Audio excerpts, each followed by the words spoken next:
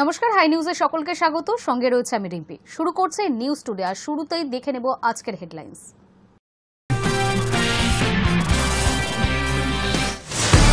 সুপারিশ না মানায় নির্বাচন কমিশন ও রাজ্য সরকার সংঘাত চরমে। নির্বাচন কমিশনের ডাকে দিল্লিতে মুখ্য সচিব মনোজ পাল। রাজ্যের সিদ্ধান্তের ব্যাখ্যা চাইবে কমিশন। নবান্ন অভিযানের পর সক্রিয় তৃণমূল। তিলোত্তমার বাবাকে আইনি নোটিশ পাঠালেন কুণাল ঘোষ। যদিও তিলোত্তমার বাবার দাবি তিনি এখনো পর্যন্ত কোনো চিঠি পাননি। পুজো দিয়ে ফেরার পথে ভয়াবহ দুর্ঘটনা রাজস্থানের দৌসা জেলায়। পুনার্তে বোঝাই পিকআপ ভ্যানের সঙ্গে ট্রাকের মুখোমুখি সংঘর্ষে মৃত 10, আহত অন্তত 12। আহতদের ভর্তি করা হয়েছে জয়পুর হাসপাতালে। আগামী মাসে আমেরিকা যাচ্ছেন প্রধানমন্ত্রী। রাষ্ট্রসংঘের সাধারণ পরিষদে যোগ দিতেই তিনি সে দেশে যাচ্ছেন। পাশাপাশি ট্রাম্পের সঙ্গেও দ্বিপাক্ষিক বৈঠক করতে পারেন তিনি। না ফেরা দেশে অভিনেত্রী বাসন্তী চট্টোপাধ্যায়। দীর্ঘদিন ধরে অসুস্থ ছিলেন তিনি। গত জানুয়ারি মাসে হাসপাতালেও ভর্তি হয়েছিলেন, কিন্তু শেষ রক্ষা হল না। ভারত পাক সংঘর্ষ বিরতি ঘোষিত হলেও যুদ্ধের রেশ এখনো জারি। আমেরিকা থেকে পাক সেনাপ্রধানের পরমাণু হুঁশিয়ারির পর এবার ভারতের বিরুদ্ধে যুদ্ধের হুমকি বিলাওয়াল ভুট্টোর। সুপারিশ না মানায় নির্বাচন কমিশন ও রাজ্য সরকার সংঘাত চরমে। দিল্লিতে মুখ্য সচিব মনোজ পান্তকে তলব কমিশনের। সেই মতোই বুধবার সকালে কলকাতা বিমানবন্দরে পৌঁছালেন মুখ্য সচিব। বিকেল 5টায় কমিশন দফতরে তলব করা হয়েছে তাকে। ফের রাজ্য সরকারের সঙ্গে সংঘাত কমিশনের। রাজ্যের মুখ্য সচিব মনোজ পান্তকে দিল্লিতে তলব করেছে জাতীয় নির্বাচন কমিশন। নির্বাচনের কাজের সঙ্গে যুক্ত 4 আধিকারিককে সাসপেন্ড ও তার বিরুদ্ধে এফআইআর এর নির্দেশ দিয়েছিল কমিশন। তার কিছুই মানা হয়নি বলে ক্ষোভ প্রকাশ করেছেন আধিকারিকরা। সেই বিষয় জানতে চেয়ে মুখ্য সচিবকে তলব করল কমিশন। সেই মতো বুধবার সকালে কলকাতা বিমানবন্দরে পৌঁছালেন মুখ্য সচিব। বিকেল 5টায় কমিশন দফতরে তলব করা হয়েছে তাকে। উল্লেখ্য, ভোটার তালিকায় নাম নথিভুক্ত করার ক্ষেত্রে অনিয়মের অভিযোগ এনে রাজ্যের 4 সরকারি আধিকারিককে সাসপেন্ড করার নির্দেশ দিয়েছিল কমিশন। গত 5ই আগস্ট চিঠি মারফত মুখ্য সচিবকে কমিশন নির্দেশ দিয়েছিল যে অবিলম্বে ময়না ও বারুইপুর পূর্ব বিধানসভা কেন্দ্রের ইআরও এবং এইআরওকে সাসপেন্ড করতে হবে। কমিশনের নির্দেশের পরেই মুখ্যমন্ত্রী মমতা বন্দ্যোপাধ্যায় নিজে স্পষ্ট করে দেন, কাউকে শাস্তি দেওয়া হবে না। গত শুক্রবার ফের কমিশনের তরফে চিঠি পাঠানো হয় মুখ্য সচিবকে। নির্দেশ কার্যকর করে সোমবার 3টের মধ্যে জানানোর কথা বলেছিল কমিশন। কিন্তু সোমবার চিঠি পাঠিয়ে মুখ্য সচিব কৌশলগতভাবে জানান, ময়না কেন্দ্রের অভিযুক্ত এইআরও এবং ডেটা এন্ট্রি অপারেটরকে নির্বাচনী দায়িত্ব থেকে সরিয়ে দিয়েছে নবান্ন। কমিশনের নির্দেশ মতো পদক্ষেপ নেওয়া হয়নি দেখে মুখ্য সচিবকে তলব করল কমিশন। High News Network.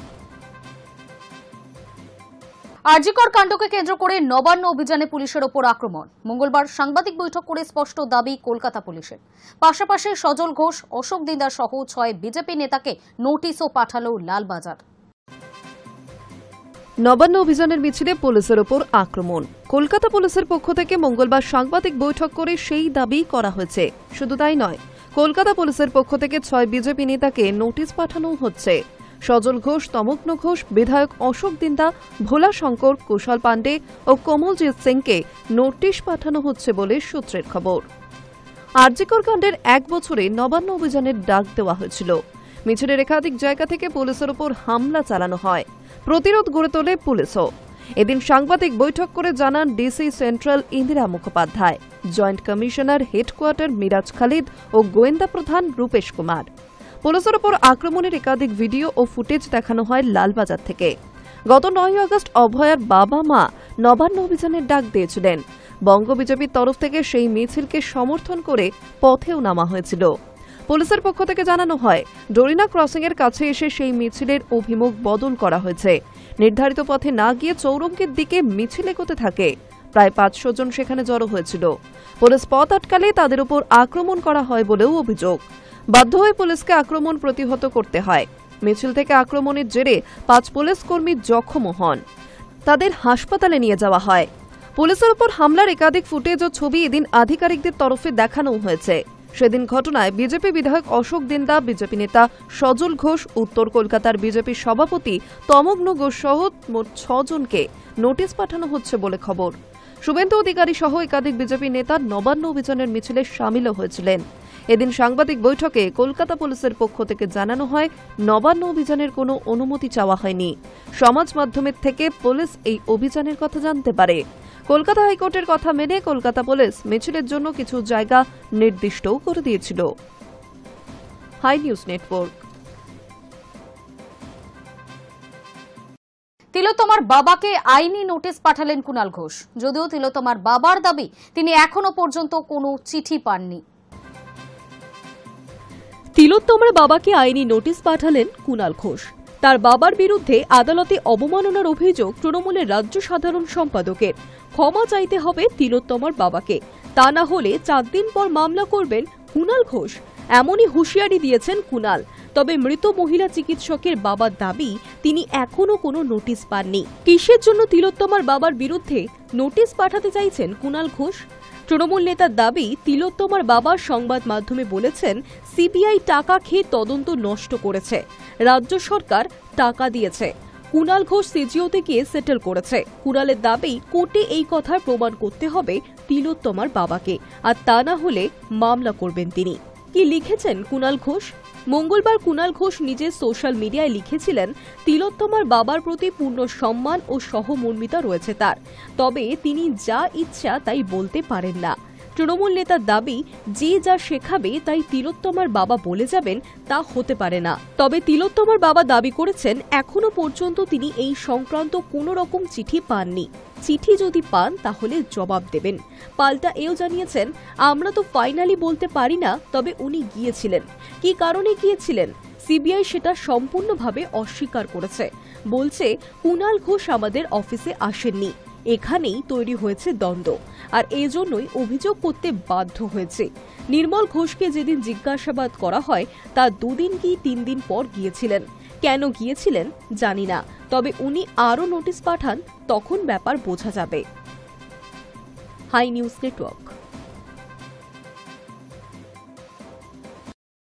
কলকাতায় একসঙ্গে 3টি মেট্রো রুটের উদ্বোধন হতে চলেছে আগামী 22 আগস্ট। সবকিছু ঠিক থাকলে প্রধানমন্ত্রী নরেন্দ্র মোদীর উপস্থিতিতেই মেট্রো রুটের উদ্বোধন হতে পারে বলেই খবর। কলকাতায় একসঙ্গে 3টি মেট্রো রুটের উদ্বোধন হতে চলেছে আগামী 22 আগস্ট। রেলবোর্ড সূত্রে জানা গিয়েছে ওই দিনই চালু হবে নিউ গড়িয়া বিমানবন্দর মেট্রোর রুবি থেকে বেলেঘাটা পর্যন্ত অংশ, নোয়াপাড়া বিমানবন্দর রুট এবং ইস্ট ওয়েস্ট মেট্রোর এসপ্ল্যানেড শিয়ালদা অংশ। সবকিছু ঠিক থাকলে প্রধানমন্ত্রী নরেন্দ্র মোদীর উপস্থিতিতেই মেট্রো রুটের উদ্বোধন হতে পারে। মঙ্গলবার রেলবোর্ডের চেয়ারম্যান শহরে এসে হাওড়া শিয়ালদা, বেলেঘাটা রুবি, নোয়াপাড়া বিমানবন্দর এবং এসপ্ল্যানেড নোয়াপাড়া অংশের প্রস্তুতি খতিয়ে দেখেছেন। রেল সূত্রে খবর, প্রধানমন্ত্রী নরেন্দ্র মোদী উদ্বোধনী অনুষ্ঠানে যোগ দিতে পারেন, তবে অনুষ্ঠানটি শিয়ালদা বা এসপ্ল্যানেড কোথা থেকে হবে তা এখনও ঠিক হয়নি। রুবি থেকে বেলেঘাটা পর্যন্ত মেট্রো রুটে মোট 5টি স্টেশন থাকবে: রুবি, ভিআইপি বাজার, ঋত্বিক ঘটক, বরুণ সেনগুপ্ত এবং বেলেঘাটা।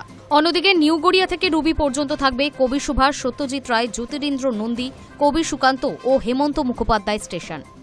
রুবি বেলেঘাটা অংশটি অনেকদিন ধরেই চালু হওয়ার অপেক্ষায় ছিল, যদিও প্রয়োজনীয় অনুমান আগেই মিলেছিল। এবার সবুজ সংকেত পেলে এই 3টি রুট একই দিনে যাত্রীদের জন্য খুলে দেওয়া হবে। এতে দৈনিক যাত্রী সংখ্যা উল্লেখযোগ্যভাবে বাড়বে বলে আশা করছে মেট্রো কর্তৃপক্ষ। আগামী 22 আগস্ট বাংলায় আসছেন নরেন্দ্র মোদী। দমদমে মেগা জনসভা করার কথা তার। মেট্রো রেলের উদ্বোধনী অনুষ্ঠানেও যোগ দিতে পারেন তিনি। এই নিয়ে চলতি বছরে 3য় বঙ্গ সফর হতে চলেছে প্রধানমন্ত্রীর। High News Network. রবিবার বন্ধ থাকবে বিদ্যাসাগর সেতু। জানা গিয়েছে সেতু মেরামতের কাজ এবং কোনো এক্সপ্রেসওয়ের করিডোর প্রকল্পের কাজের জন্য রবিবার ভোর 5টা থেকে রাত 9টা পর্যন্ত বন্ধ থাকবে সেতু। বিদ্যাসাগর সেতুর মেরামতির কাজ এবং কোনা এক্সপ্রেসওয়ের এলিভেটেড করিডোর প্রকল্পের জন্য রবিবার ভোর 5টা থেকে রাত 9টা পর্যন্ত সম্পূর্ণভাবে বন্ধ রাখা হবে দ্বিতীয় হুগলি সেতু বা বিদ্যাসাগর সেতু। সেই সময় কোনো গাড়ি ওই সেতুর উপর দিয়ে চলাচল করতে পারবে না। পুলিশ সূত্রে খবর, ভারী পণ্যবাহী গাড়ির উপর নিষেধাজ্ঞা জারি হচ্ছে আরও আগে থেকেই। শনিবার রাত 9টা থেকেই রবিবার রাত 9টা পর্যন্ত বিদ্যাসাগর সেতুতে ঢুকতে পারবে না কোনো ট্রাক বা লরি। সেতু বন্ধ থাকার সময় ছোট গাড়িগুলিকে ঘুরিয়ে হাওড়া ব্রিজ হয়ে চালানোর নির্দেশ দেওয়া হয়েছে। পণ্যবাহী গাড়িগুলি যাবে নিবেদিতা সেতু বা বিটি রোড হয়ে। ফলে হাওড়া ব্রিজ ও তার সংলগ্ন এলাকায় যানজটের আশঙ্কা থাকছে বলেই মনে করছে পুলিশ ও পরিবহন দফতর। প্রত্যেক দিন কয়েক হাজার গাড়ি চলাচল করে এই সেতুর উপর দিয়ে। নবান্ন, শিবপুর, হাওড়া স্টেশন বা কলকাতার বুকে প্রবেশের অন্যতম মুখ্য পথ এই সেতুই। গত 1 বছর ধরে চলা মেরামতির কাজের অঙ্গ হিসেবে এবার বদলানো হচ্ছে সেতুর 20টি স্টে কেবল, যে কেবলগুলি সেতুর কাঠামোকে টান টান করে ধরে রাখে। এই কাজ অত্যন্ত ঝুঁকিপূর্ণ হওয়ায় পুরোপুরি বন্ধ রাখা হচ্ছে যান চলাচল। High News Network. পূর্ব মেদিনীপুরের ঝুড়িয়া গ্রামের গৃহবধূ সুমিতা গিরি পরিবার সামলে গত 10 বছর ধরে তৈরি করে আসছেন মায়ের সোলার গয়না। এবছরও তার নিখুঁত হাতে তৈরি গয়নায় সেজে উঠবে দুর্গা প্রতিমা। এক মায়ের হাতে সেজে উঠছে আর এক মা।